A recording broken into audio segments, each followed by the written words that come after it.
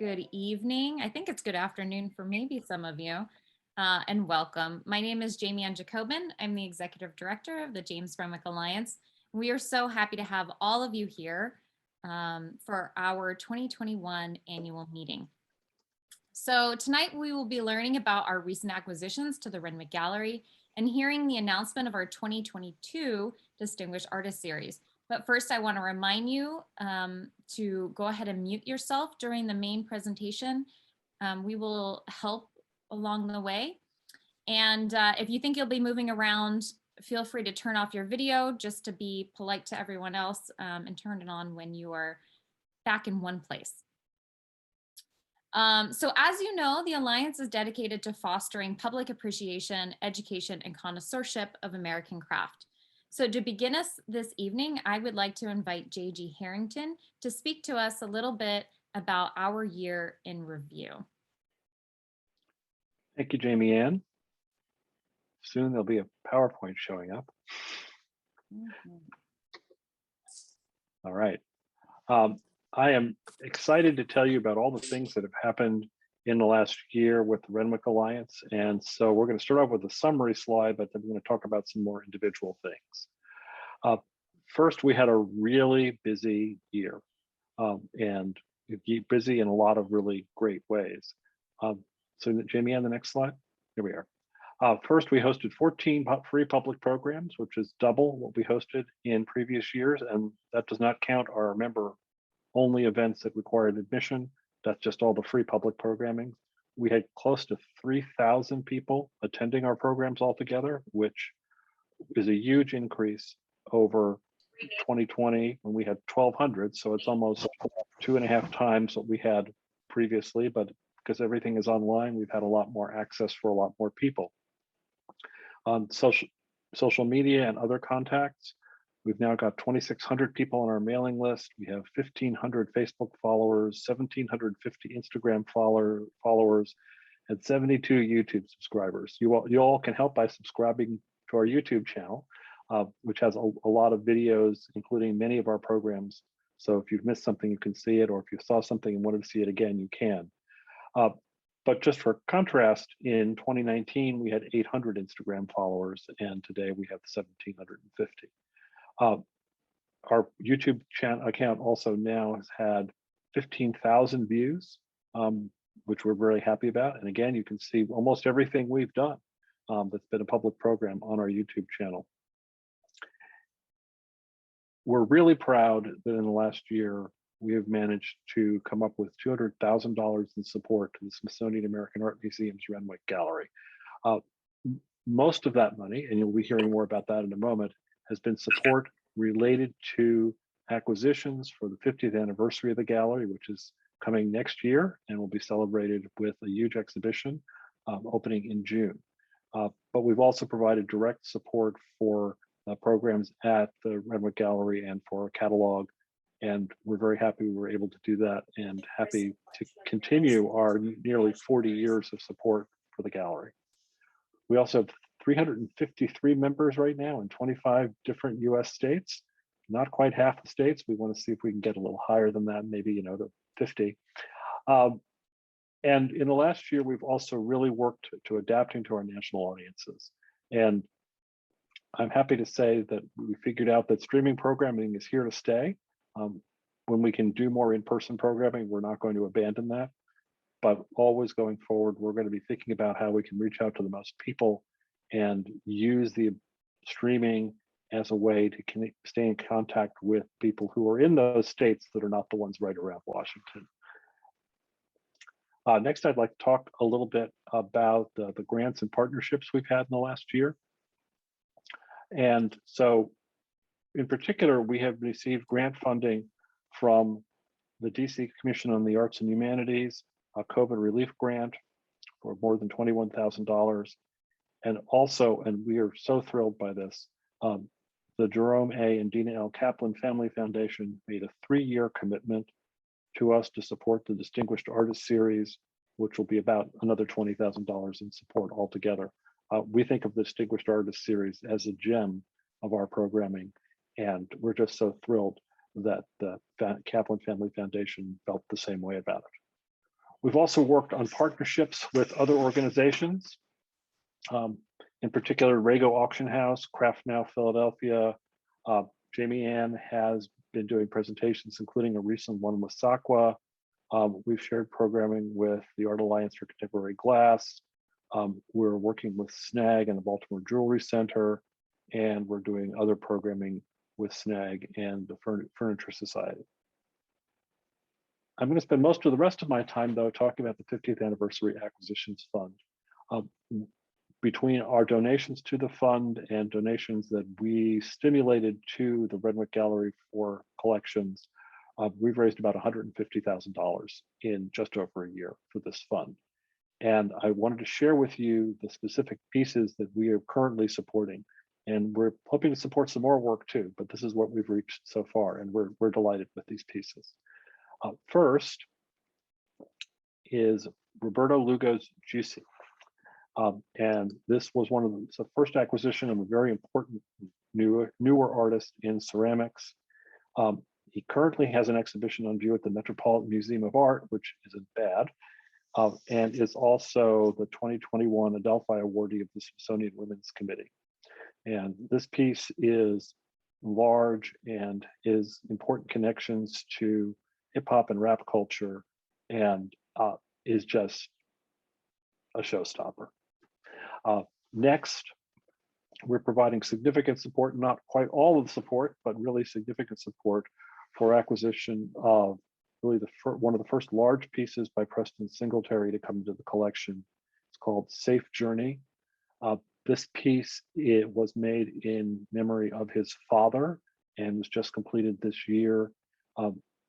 The lights are somewhat animated inside it. They come on and off. And as you can see, it contains a lot of references to the Tlingit culture from which he has arisen. And we're particularly delighted to support this piece because Preston Singletary was one of our 2021 Masters of the Medium, obviously for glass. And so the confluence of this piece and the honor we were already giving him was really wonderful. And we were delighted to be able to do this. The third piece that we supported is Susie Ganch's drag piece, which is technically jewelry. And you can see that the title is completely descriptive. This piece we are giving to the gallery in honor of Robin Kennedy, who was the chief of the Renwick Gallery for many years and a huge friend of the Renwick Alliance and a key figure in the gallery's history. And this piece was displayed previously at the Museum of Fine Art Boston, and somehow or another they did not collect it. So we helped the Renwick Gallery swoop in and get it. And it speaks to a lot of things, but it particularly speaks to the issues of sort of disposable culture. This is largely made of things you would think of as ephemeral, things like plastic coffee cups, but somehow or another, it's still beautiful too. So it's a really spectacular piece. Next, we have another piece that is from a master of the medium who we just recognized. Oh, I'm sorry, I skipped one. Next, we have a piece by Enrico Cosemuto, which is a necklace that is going to go into the collection. As you can see, somewhat like Susie Ganch, she works in somewhat more ephemeral materials. The actual final piece has been selected, but this has not been selected, but this is one of the two that it will be. And it's a fun kind of joyous piece, but there's still some commentary on issues relating to the current state of the environment in this piece. Next, now we'll get to the master of the medium, is David Harper Clemens, who also was just recognized as a master of the medium by the Renwick Alliance, and who was the original developer and head of the metalsmithing and jewelry department at the University of Arkansas, where he taught for more than a decade. This piece contains actual seeds and soil, and you can grow your own food with it. And that is part of the message of the piece about where our food comes from and how we consume it. And it really takes you into the questions about where our food comes from and the meaning of what we do with the food. And then finally, yet another award winner. We are going to be supporting a commission by Rachel David, who won our Chrysalis Award in 2021 as an emerging artist. And it is possible that what will happen is that she'll make a set of gates, which will fit in very well with the Renwick Gallery history. The famous Paley gates that were commissioned by Lloyd Herman initially, and actually put Albert Paley into doing large-scale metalwork. He'd been doing jewelry before that. And then the gate that was created for the 40 under 40 exhibition by Mark Mariama. So this fits into the same sort of history of the museum. And Rachel is, an artist we've already recognized for her skill and her creativity. And it's going to be fascinating and exciting to see what she produces. So those are the 6 pieces that we have supported so far. We're hoping to support more and expect to be able to. And while our fundraising has ended, I would be remiss if I didn't mention we will still take contributions to this fund in any amount. Every dollar that has gone into the fund will go to acquisitions, and that's our promise for any contribution anyone made today. We appreciate all the support. We have had contributions as small as $25, and they mean a lot to us. We've already had about 60 people donate to this fund, which for the size of our organization is really remarkable and a testament to the importance that people see for collecting at the Renwick Gallery and for American craft. Now, the next part of the thing I have to talk about is not as exciting, but equally important, which is as part of our annual meeting, we are required to talk a bit about our finances. And here are figures from our most recent tax return, which covered fiscal year 2019, which ended about a year ago, actually. And as you can see in that fiscal year, we had net revenue of, give or take, about $37,000. And we spent more than half of our money directly on programming. But I should also mention that because of the way the tax returns work, you say you spend money on administration, which is basically any salary you spend. The truth is that Jamie Ann and Emily and our interns like Inga really spend most of their time on our programming and other sort of mission-oriented work. And so in practice, the vast majority of our expenses are related to our mission, which is a really important thing. But in any event, I think the key message here is that our finances are in good shape and are allowing us to support the kind of programming we've been doing. The 14 programs we had in 2021 are a great example of that. And that's our plan to continue forward. And that is the entirety of my report for you all today. Thank you very much. Thank you, JG. So I'm actually now going to invite our Vice President for Programs, Tim Tate, to share some organizational updates. Tim? Okay, hi folks. Thanks everybody for coming. I have been involved. I'm going to switch to speaker view so they're not just looking at that word for a minute. I've been involved with the James Renwick Alliance for 20 years, most of that on the board. So it was an honor to be here as the vice chair. Can't hear you. You can't hear me? Can everybody hear me? I can hear you. Okay. And for 20 years, I've watched us have some of our best and most dedicated volunteers burn out as the president, because the president of our organization was also the executive director.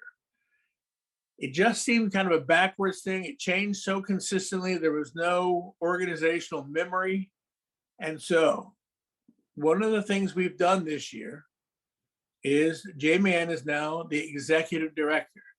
And that means the board is here to support the executive director. Yes, all the committees make recommendations and do the majority of the labor and work. Or, well, we kid ourselves that we do, but she does, as does Emily and Ilsa. And I don't think we could be at this point if it hadn't been for J-Man coming on board. I think we were never really perfectly positioned to have someone like J-Man with the ability to take this organization to places we never dreamed of. So now the committees report to the executive director.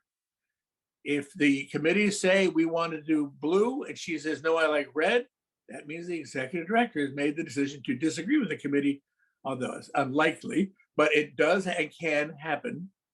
So now we have a captain at the helm who will go past the turnovers of the board.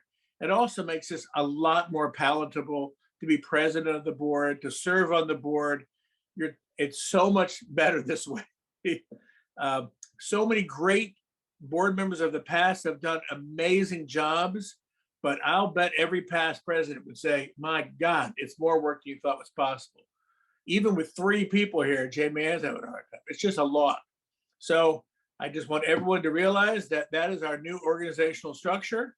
Jamie Ann as the new executive director, and we all will do what we can to support all the amazing programming that she has put forward, more than any other organization I've seen this year.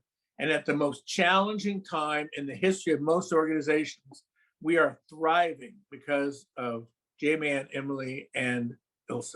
So thank you to that. I just want everyone to know what that new structure was. And you're saying Ilsa, but you mean Inga. But oh, Tim, I said Ilsa, I meant Inga. Sorry, sorry, Inga. Oh, that's a bad one. I haven't met Inga yet, so you'll excuse me. Yeah, we haven't met a lot of people, I think, during COVID. Can you also tell people about our new name? Because I think a lot of people had questions about the James. So if you notice, we're not just the James Renwick Alliance anymore. We're the James Renwick Alliance for Craft. The reason we put that on there is we wear that with a badge of honor. And we also got tired because we're not local anymore. We're more national as we move out and onto the internet. So people didn't have to look up who James Renwick was and assume this is an architectural organization. So it's a perfect name to go to. We're now the James Renwick Alliance for Craft. We should always be the Alliance for Craft. That's what we want. That's what we do the best. And we are embracing wholeheartedly, while many other people are moving away from that word. It's nice to see an organization that completely embraces it. So that was another one of the organizational changes that happened on that time. There was a lot behind the scenes. Great. Thank you, Tim. And you're very generous. Of course, I'm so happy to be part of an organization where all of us care so deeply about American craft, and we all make such great contributions to the entire field. So thank you. And I'm going to now invite Rebecca Ravenel to join us. Rebecca Ravenel is the chair of our Distinguished Artist Series. And Rebecca is going to be announcing our very exciting 2021-2022 season. So Rebecca. Great. Thanks, Jamie Ann. So yes, I am the chair of the DAS committee. And for anybody who doesn't know about this series, we present a program of 4 artists each season. They present a Saturday workshop and a Sunday artist talk. And of course, in years past, this has been an in-person event, but last year we pivoted to online. And with mixed feelings, I'm announcing that our next upcoming season is going to be virtual online also, because we had some issues with getting all the dates we needed from our co-host, American University, because of all their COVID rescheduling and that kind of thing. But the upside to all that is that we have gotten much wider audiences for all of our artists for those programs. So it's a good and a disappointing thing. But I wanted to tell you a little bit about the exciting series we have coming up, because we wanted to do something special in honor of our 40th anniversary for JRA, and also for the 50th anniversary of the Renwick, and I believe the 40th anniversary, is it the 40th anniversary for Center for Craft? 25th. 25th. Yes. Okay. So we decided to bring back some of our favorite DAS artists from the past. So we're calling them the Encore artists, and we invited them to choose from a list of Center for Craft, Wingate, Lamar. I think you were just muted, Rebecca. Hold on.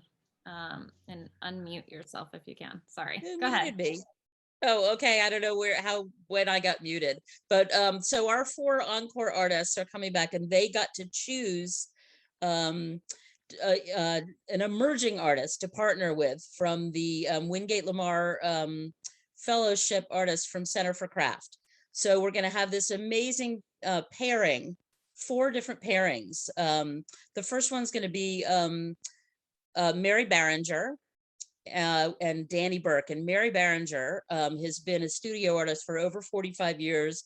She was the longtime editor of Studio Potter Journal. She does functional work and also sculptural work. And she actually chose to pair with somebody outside her media. So she's pairing with Danny, who's as you can see, a weaver, textile artist. So they're going to appear in January. The next pairing is Michael Puryear, furniture artist and DC native. Michael Puryear is going to come back to speak with us. He's pairing with, well, he's going to be online, excuse me. He's pairing with Nathaniel Atkinson, who is also a woodworker and makes furniture and boats and work like that. They're going to appear in March. In April, we're going to have Josh Simpson and Jeffrey Boughton. And Josh Simpson, as many of you know, is one of the lions in his field. He's a glass blower. He's celebrating his 50th year as a studio artist.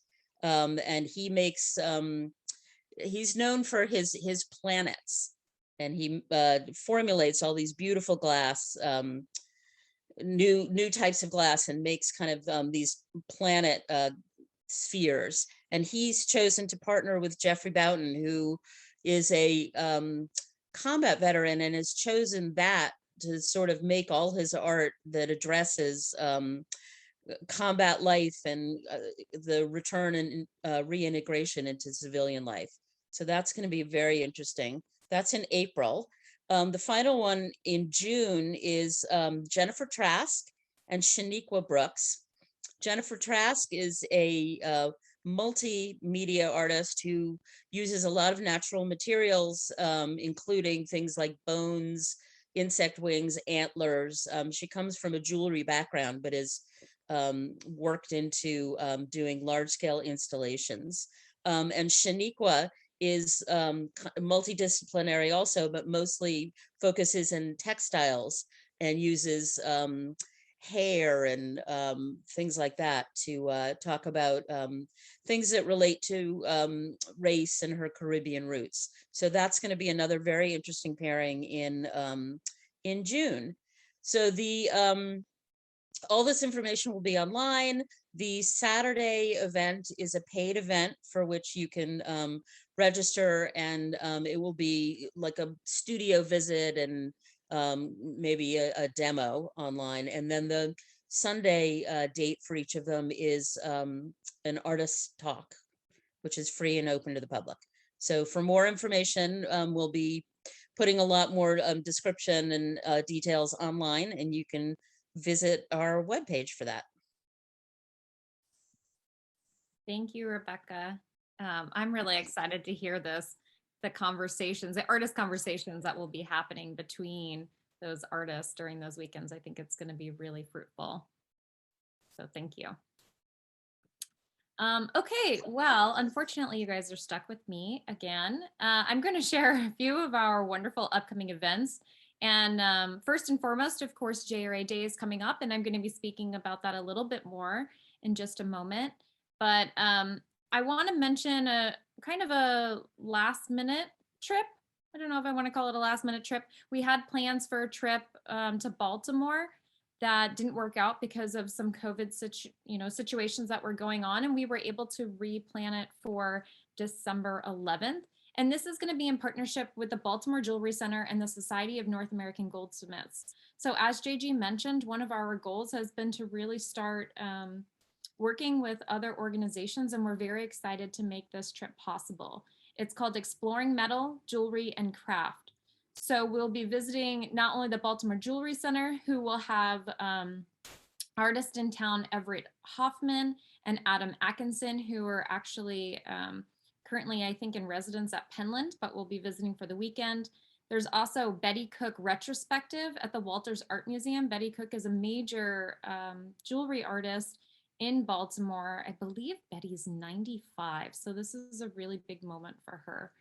And the event is also planned on an optional, I should say, an optional event that evening, which is a closing reception for Annette Kallenberg, who does amazing work, and we've seen her before. So it should just be a really fabulous trip, and I'm really excited that there might be other folks joining us from SNAG or from the Baltimore Jewelry Center.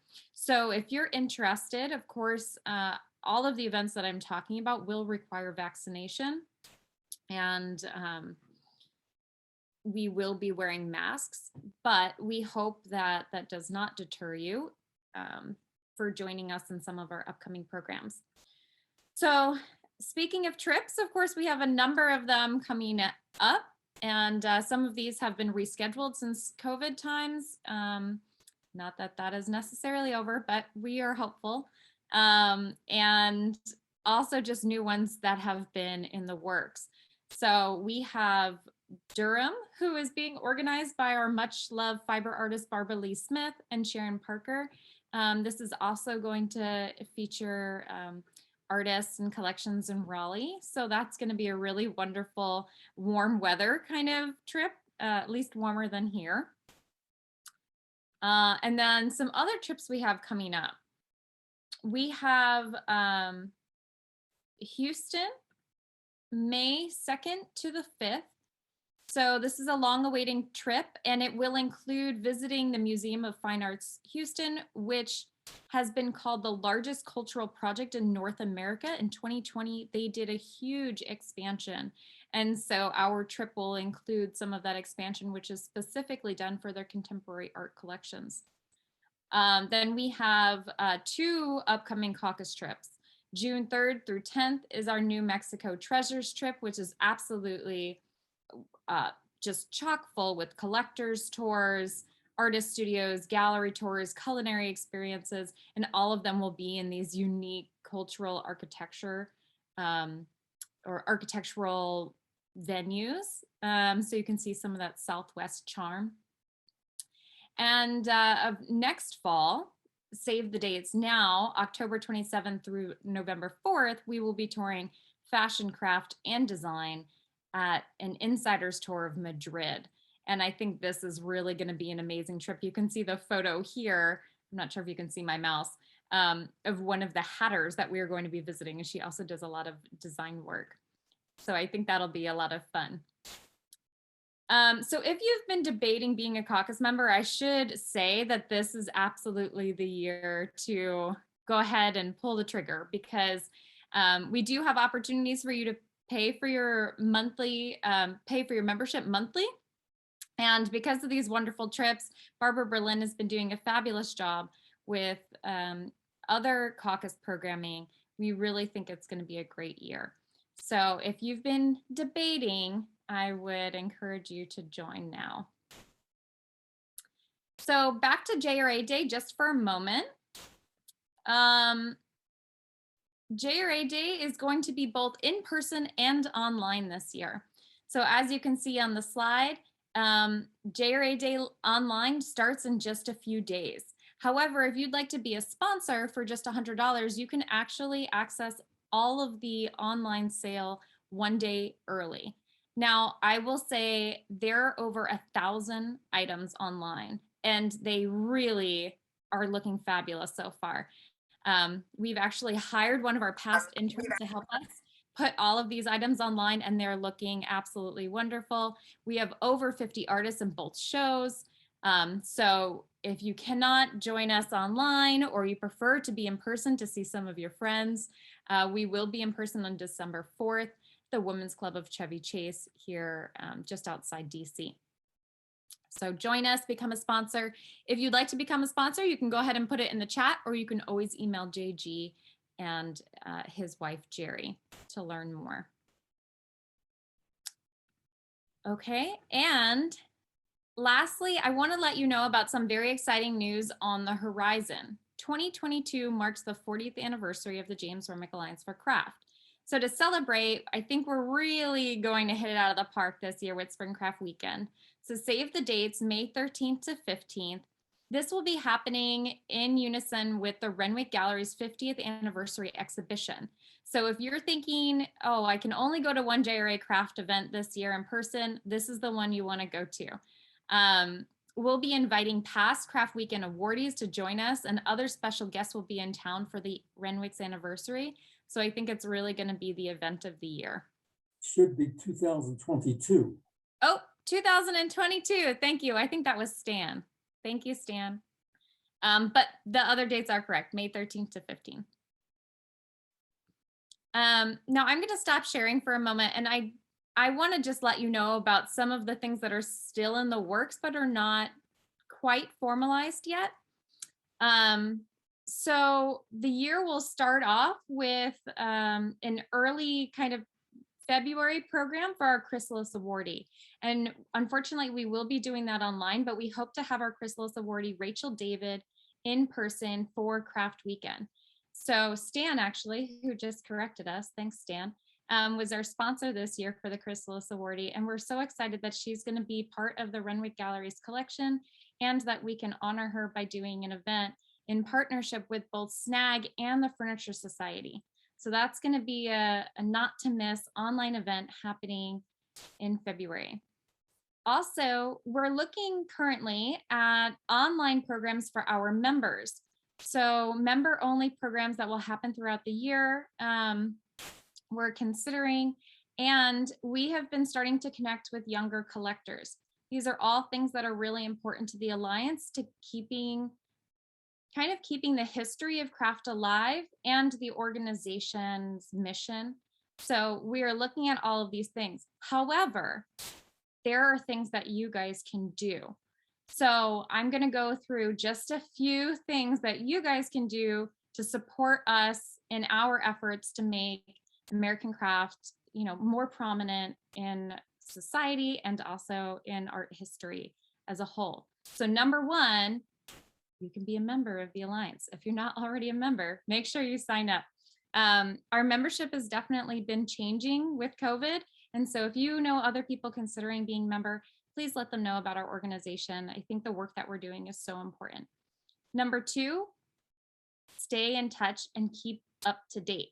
So we have a lot of people saying, oh, what's going on? Check the website. It's there, I promise. If it's out of date, then call us. Then you have something to tell us about. But please read our newsletters. It's so encouraging when we see people click through them. And I think it's a morale booster, not only for the staff, but for the board when they hear we had, 70% people click through our most recent email. So please stay up to date with what we have going on. We try to, let you know things as soon as we do. And then lastly, and this kind of ends the main presentation, I guess, of our annual meeting. The other thing you can do is think of ideas and ways to participate.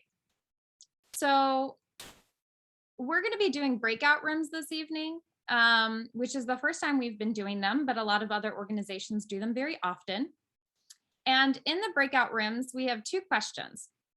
One, what is your favorite JRACraft program and why? I think that feedback is really valuable, and we love to know kind of what piques your interest. And then two, what are some interesting programs that might be a good fit for JRACraft, or other good programs that you've just gone to that have been really innovative or you think have supported American craft in an interesting way? We love to know about them. I like to think we know about most of them, but sometimes we don't. If you're seeing this program after the event, please let us know your thoughts by adding them in the comment section below. Thank you for joining us.